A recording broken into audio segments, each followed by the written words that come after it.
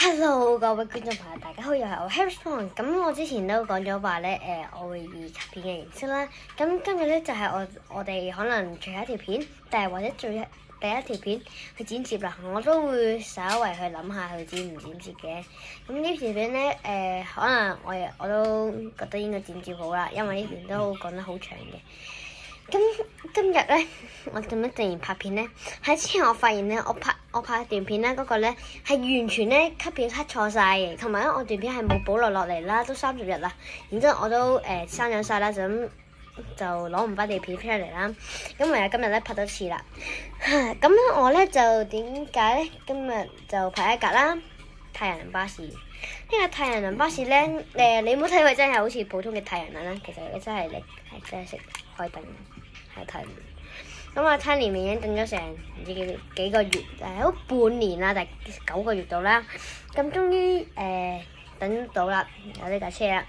其實我呢架車唔係都唔係好想講。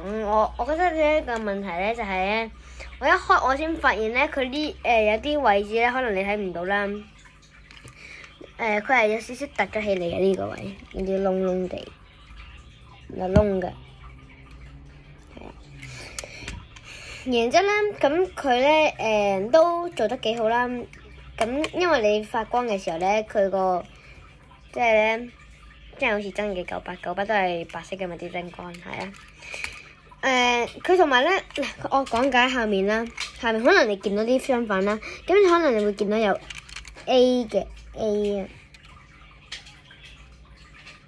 有 A 啊，唔知你睇唔睇到咧？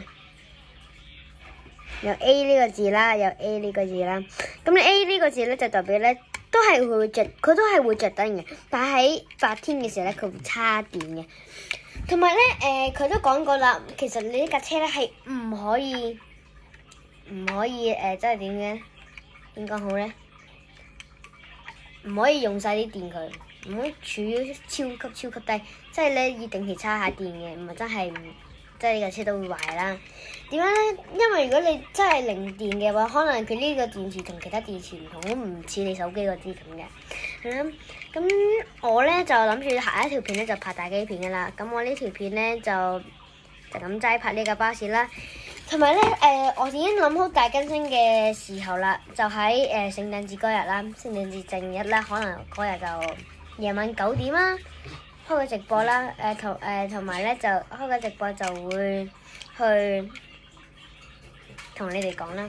咁直播嘅時候咧，我會直播完嘅時候就開始大更新啦，係啦。所以我哋今日呢條片都冇咩講啦，只係定期出下片啦，係啦。